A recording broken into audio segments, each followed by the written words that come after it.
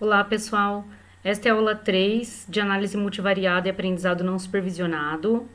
Na aula passada, nós falamos sobre notação matricial e álgebra de matrizes. Hoje nós falaremos de vetores aleatórios, tá?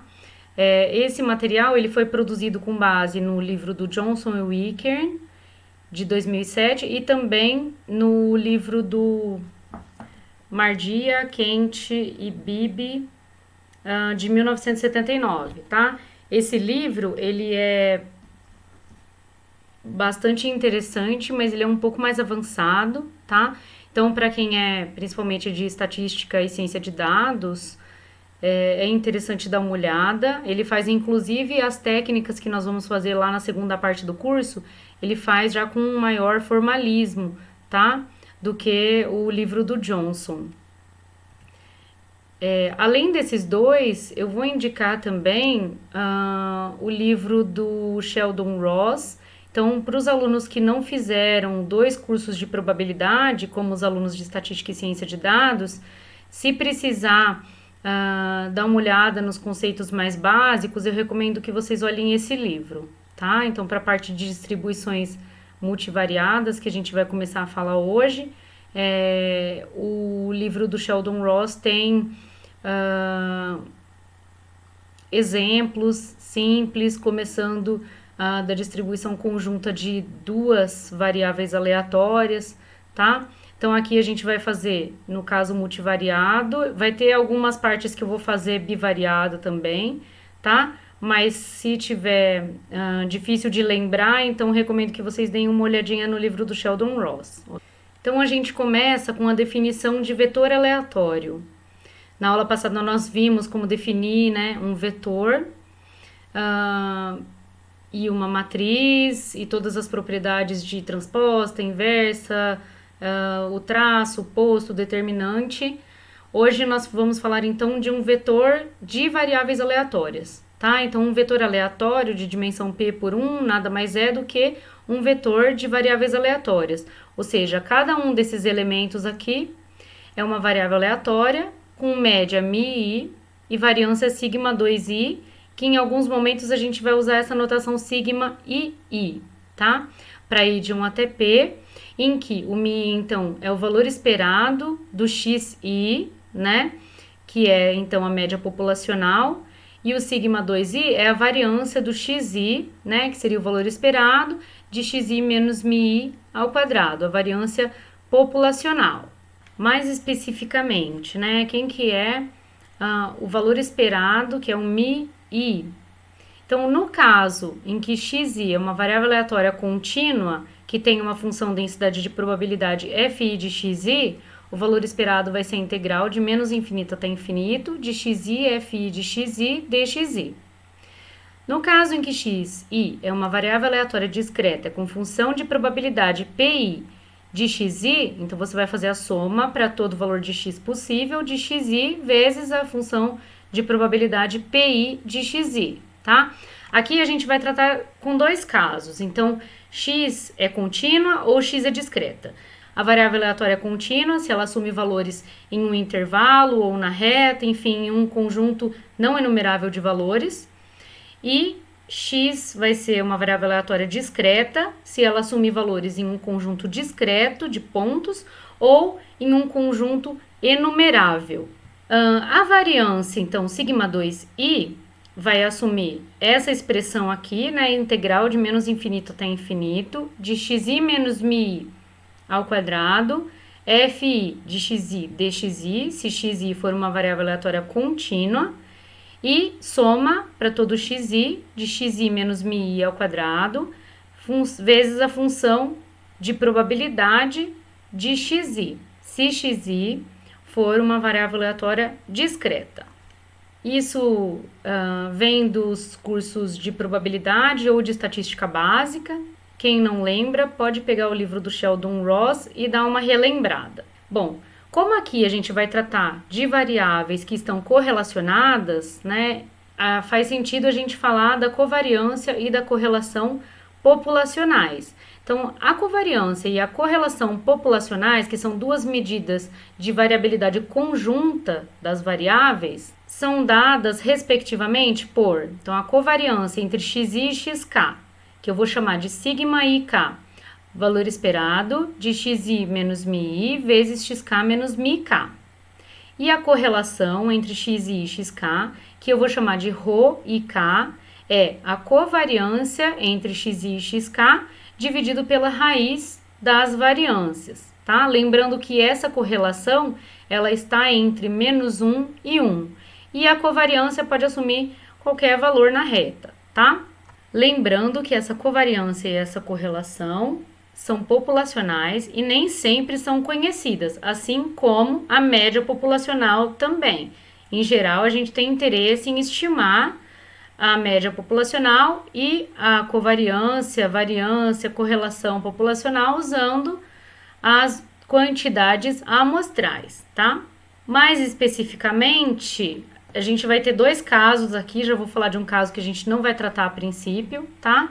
Então, se xi e xk são duas variáveis aleatórias contínuas com função densidade de probabilidade conjunta fik de xi e xk, então, sigma ik vai ser a integral dupla aqui, de menos infinito até infinito, de xi menos mi vezes xk menos mik, vezes a função densidade de probabilidade conjunta dxi e dxk, tá?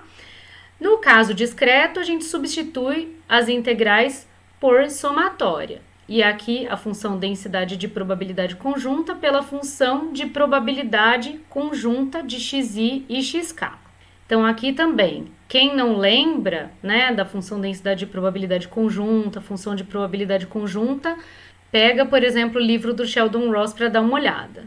Um caso que a princípio a gente não vai tratar aqui é quando você tem algumas variáveis contínuas e outras variáveis discretas, tá? Então, esse caso a gente não vai tratar aqui a princípio, a gente vai trabalhar mais com o caso em que todas elas são contínuas. Bom, mas e a distribuição conjunta de x1 até xp? Então, a gente sabe que vai se deparar aqui nesse curso com problemas em que você tem um número grande, por exemplo, de variáveis, tá? E aí você precisa, então, da distribuição conjunta de x1 até xp. Essa distribuição conjunta, ela pode ser descrita pela função densidade de probabilidade conjunta da x1 até xp ou do vetor x, tá? Um vetor coluna, vetor aleatório. No caso discreto, seria a função de probabilidade conjunta, tá? Então, a função densidade de probabilidade conjunta de x1 até xp é dada por uma f de x1 até xp ou f de x vetor, tá? Que é uma função que vai de Rp em R, então a densidade é uma função escalar, tá? Embora ela venha de Rp, ela chega em R, tá? Com essa propriedade aqui, que se você tiver, então, P integrais aqui, de menos infinito até infinito, de f, aqui eu coloquei uma variável auxiliar, o 1 até o p, né, representando os x1 até xp, d1 até dp, essa integral dá 1, tá?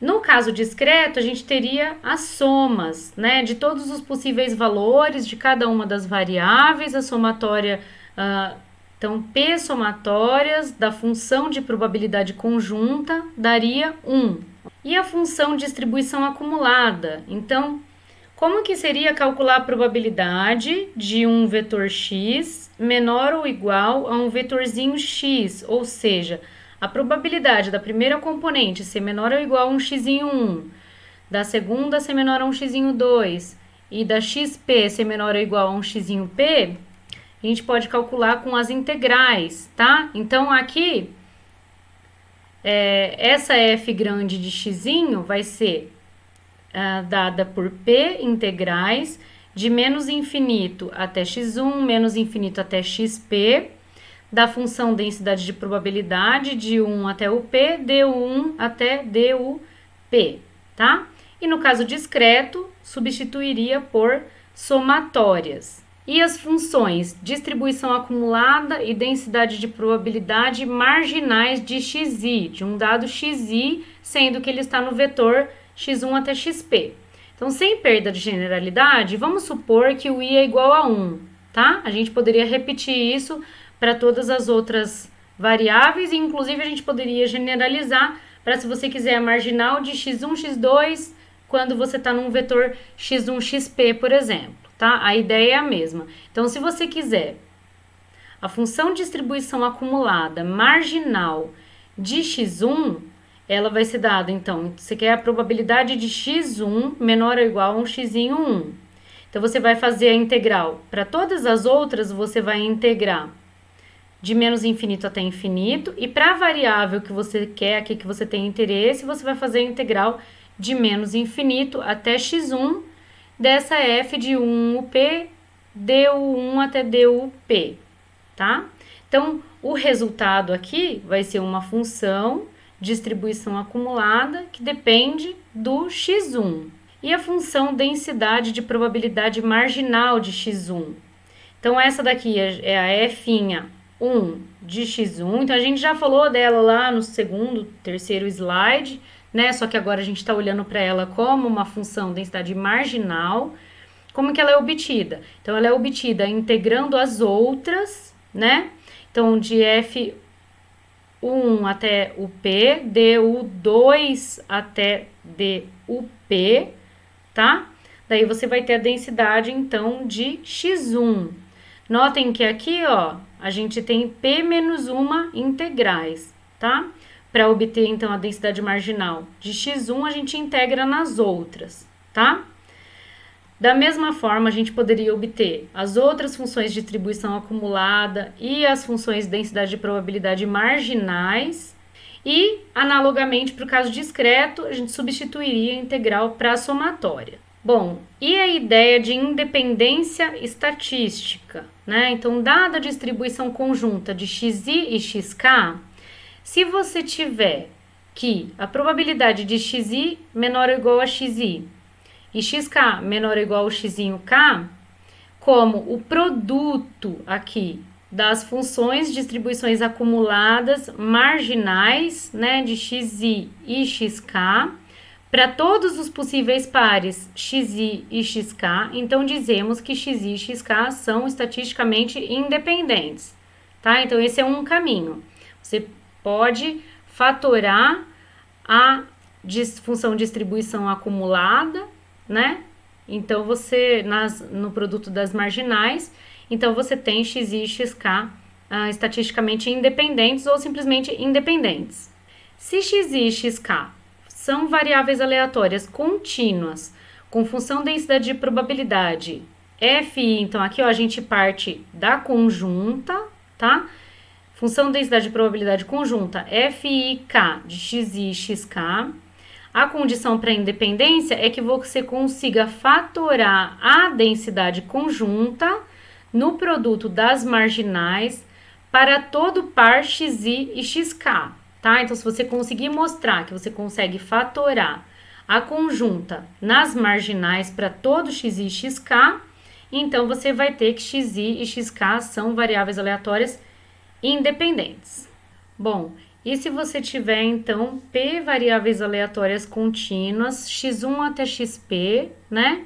Nesse caso, elas são estatisticamente independentes se a sua função densidade de probabilidade conjunta puder ser fatorada, né, como produto das marginais, aqui, para todos os valores possíveis de x1 até xp. Se você tiver no caso discreto, então você vai substituir a função densidade de probabilidade pela função de probabilidade. Mas veja, é preciso verificar se aquilo vale realmente para todos os possíveis valores de x1 até xp, tá? Nem sempre é fácil você mostrar que vale para todo mundo. Bom, a independência entre xi e xk tem uma implicação importante, que é se xi e xk são independentes, então a covariância entre xi e xk é igual a zero. E a volta nem sempre vale, tá? Então, a gente pode mostrar exemplos de que a covariância é zero, mas as variáveis não são independentes. Então, a independência é mais forte do que a covariância zero. E os momentos populacionais, no caso multivariado, né? Então, se x é um vetor aleatório com função densidade de probabilidade f de x, o valor esperado de uma função escalar g de x é definido como, então, o valor esperado de g de x vai ser a integral de menos infinito até infinito, né? P integrais aqui, de g de u, f de u, du1 até dup, tá? Então, aqui eu estou usando as u's como variáveis auxiliares aqui, né? E aí a gente consegue, então, calcular o valor esperado para uma função escalar g de x. E se você tiver um vetor, então o valor esperado de uma função vetorial de x, que é g de x, aqui eu coloquei um tio no g, tá? Para mostrar que ela é um vetor. Como que você calcula ela? Então, o valor esperado dessa função vetorial vai ser um vetor dos valores esperados dos elementos gi de x. Ou seja, o valor esperado ele é calculado elemento a elemento da função vetorial g de x, tá? Bom, com tudo isso, então a gente pode simplificar a nossa notação, tá? Fazendo as coisas todas vetorialmente ou matricialmente. A gente pode falar do vetor de médias populacionais de x, que é um mi, tiozinho, né? P por 1. E a matriz de variâncias e covariâncias de x, sigma. Então, a gente pega as variâncias, coloca na diagonal principal. Pega as covariâncias, coloca acima aqui da diagonal principal. Desse lado aqui, né, então o triângulo inferior é simétrico ao de cima, né, por causa de propriedades da covariância, tá? E para o valor esperado, então, você vai pegar as médias, né, de cada variável aleatória e vai colocar em um vetor, tá? Então, o vetor de médias populacional é o vetor das médias populacionais. Da mesma forma, a gente pode organizar as correlações em uma matriz de correlações populacionais, tá? Então, aqui na diagonal principal, a gente tem 1 em todos os elementos. No triângulo superior, a gente tem as correlações, né, entre os pares de variáveis. No triângulo inferior, ela é simétrica, né, ao triângulo superior, pelo mesmo motivo que a sigma é simétrica, essa P, que é a matriz de correlações populacionais, também é simétrica, tá? E cada elemento ρ e k aqui tá entre menos 1 e 1, para i diferente de k, e de k e k de 1 até p, tá? Então, essa é a matriz de correlações. A gente pode escrever a matriz de variâncias e covariâncias sigma como um valor esperado de uma matriz aqui, que é x menos mi, uma matriz coluna, vezes uma matriz linha, x menos mi, tá? Então, isso daqui, se o x tem dimensão p por 1, então o mi também tem dimensão p por 1, x menos mi tem dimensão p por 1, e x menos mi transposto tem dimensão 1 por p. Então, você tem p por 1, 1 por p. O resultado aqui é uma matriz p por p, tá? Da mesma forma que a gente fez o valor esperado vetorial, o valor esperado da matriz seria também a matriz dos valores esperados, tá? Então, pode ser que na prática você precise calcular elemento a elemento, mas é importante que vocês saibam que dá para escrever dessa forma aqui, tá? Então, tentem já fazer um paralelo com o caso univariado. Então, a variância lá era valor esperado de x menos mi ao quadrado. Só que agora a gente tem matricial, então seria x menos mi transposto, tá? Então, no caso multivariado, fica essa generalização aqui. Além disso, a gente pode escrever a matriz de correlações como uma transformação aqui da matriz sigma, tá? Então, a inversa dessa V a meio, à esquerda, a inversa dessa V a meio, à direita da sigma, V a menos meio, sigma V a menos meio, em que V a meio é essa matriz aqui, que tem as raízes das variâncias na diagonal principal, tá? Então, tentem fazer essa continha aqui e verificar que isso daqui é verdade, tá? Então, como que você faz isso? Então, pega uma sigma geral, sigma 1, sigma 1, 2 até sigma 1p, sigma 2, 1 até sigma 2p, multiplica ela, então, à esquerda por essa matriz V a menos meio. O que é a V a menos meio? É 1 sobre raiz de sigma 1 sobre raiz de sigma 2 até 1 sobre raiz de sigma pp, tá? Então, pré-multiplica e pós-multiplica essa matriz sigma com essa V a menos meio e vocês vão ver que você chega na matriz de correlações, tá? Bom, agora a gente vai ver algumas propriedades de variância e covariância na forma matricial. Então, vamos começar aqui com dois vetores aleatórios x e y, p-dimensionais, e vamos chamar o valor esperado de x de μ de x, o valor esperado de y de μ de y, e então a gente consegue definir a variância de x como valor esperado de x menos μx, x menos μx transposto, e a covariância vai ser valor esperado de x menos μx, y menos μy transposto. Bom, essas propriedades aqui, elas vão facilitar bastante a nossa vida, tá? Em alguns cálculos. Então, é importante que vocês saibam, né? A variância de x, ela pode ser escrita também como valor esperado de x transposto menos μ de x transposto. Então, já lembra do caso particular que vocês têm, né? Quando você tem uma variável unidimensional. A variância de x, ela também pode ser escrita como valor esperado de x ao quadrado menos μ ao quadrado. Mesma coisa para covariância. Então, a covariância entre x e y é o valor esperado de x e y transposto menos μ de x, μ de y transposto. A variância de ax mais b, então se você tiver uma matriz multiplicando aqui o x mais um vetor, né, desde que esse vetor seja não aleatório, é um vetor fixo, então essa constante aqui some da variância, tá? E aí você fica com a, que é da mesma forma que ela acompanha o x aqui à esquerda, e ela vai chegar à direita aqui transposta, tá? Então, você vai ter que variância de ax mais b é a variância de x, a transposta. Então, lembra também como que é o caso particular univariado, tá? Que você tem variância de ax mais b, vai ficar a ao quadrado, variância de x e o b some, tá? Então, esse quadrado aqui, ele vai ser à esquerda do jeito que ele aparece e à direita transposto, tá? Por quê? Porque isso é uma matriz. A covariância entre ax mais b e cy mais d, então o a sai à esquerda do jeito que ele tá aqui acompanhando o x, tá? O c vai sair à direita, só que transposto, tá? Então, lembrando que esse a, esse c, o b e o d são não aleatórios nesse caso, tá? Eu esqueci de colocar aqui, mas eles são não aleatórios. Se em algum lugar aparecer para vocês covariância entre x e x, isso é a própria variância de x, tá? Covariância da soma aqui de x1 mais x2 com y. Então, essa tem uma propriedade distributiva aqui, fica a covariância entre x1 e y, mais a covariância entre x2 e y, tá? Lembrando que aqui, né, eles têm a mesma dimensão, então você pode fazer essa conta.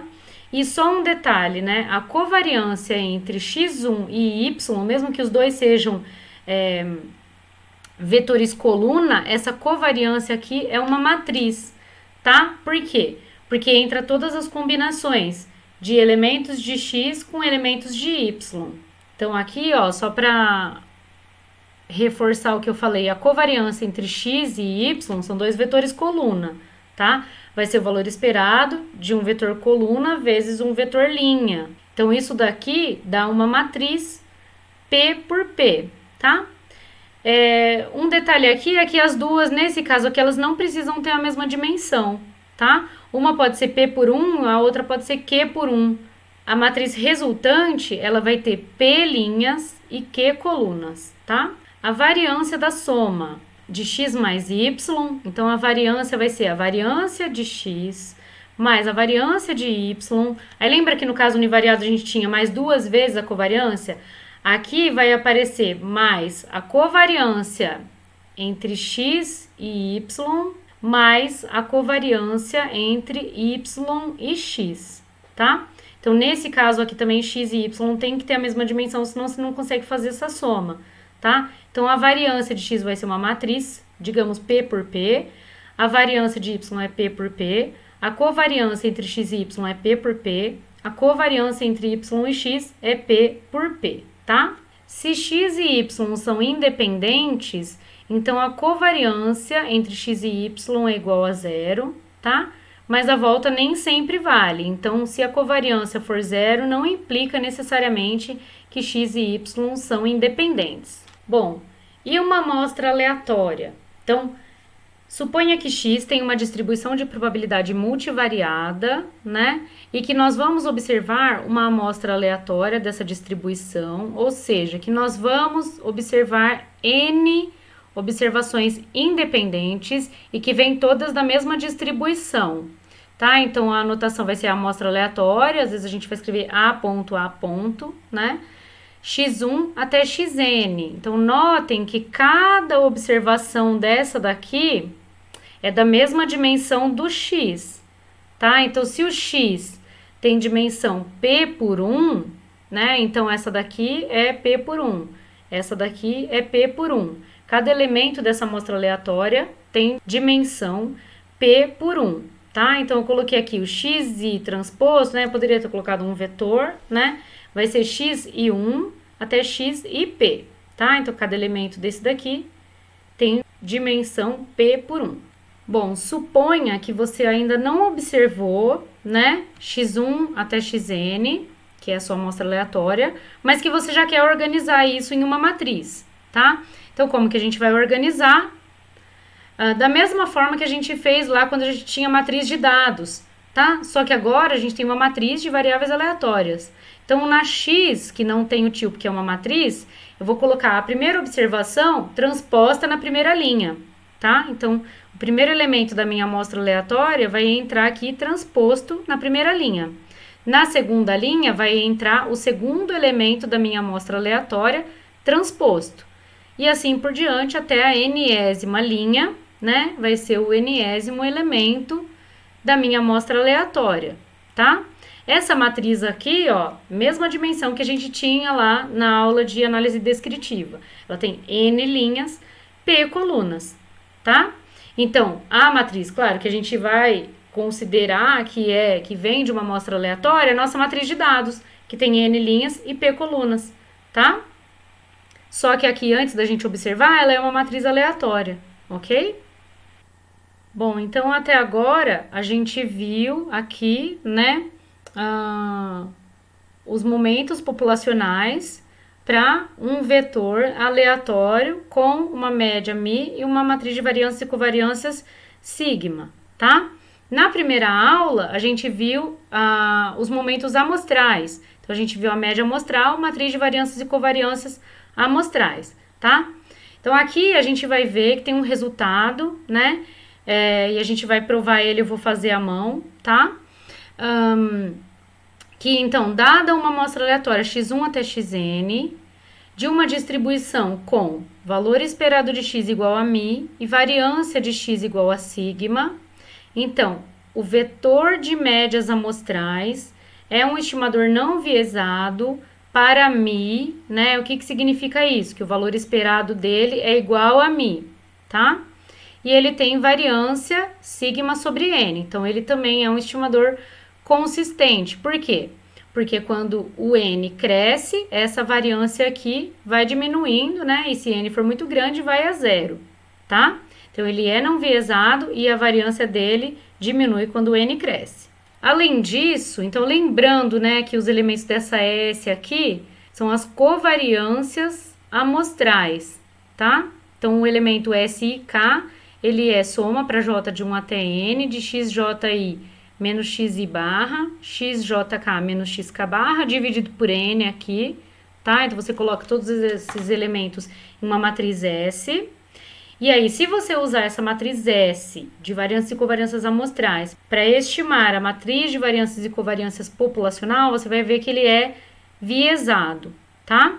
Só que, se você dividir por N menos 1 ao invés de N, então ele vai ser um estimador não viesado para sigma, ou seja, o valor esperado dele é o próprio sigma, tá? Por isso que eu falei lá, a gente vai dividir por N menos 1 daqui a pouco, eu já vou falar por quê, tá? Então, eu vou fazer a a prova desses dois resultados aqui à mão, tá? Com a mesinha digitalizadora. E a gente vai ver, então, por que que eu uso o vetor de médias amostrais, matriz de variância e covariâncias amostrais dividido aqui, né? Em vez de n por n menos 1, para estimar o vetor de médias populacionais e a matriz de variância e covariâncias populacionais, que são desconhecidos, mas são quantidades que a gente tem interesse, tá bom? Até já, então!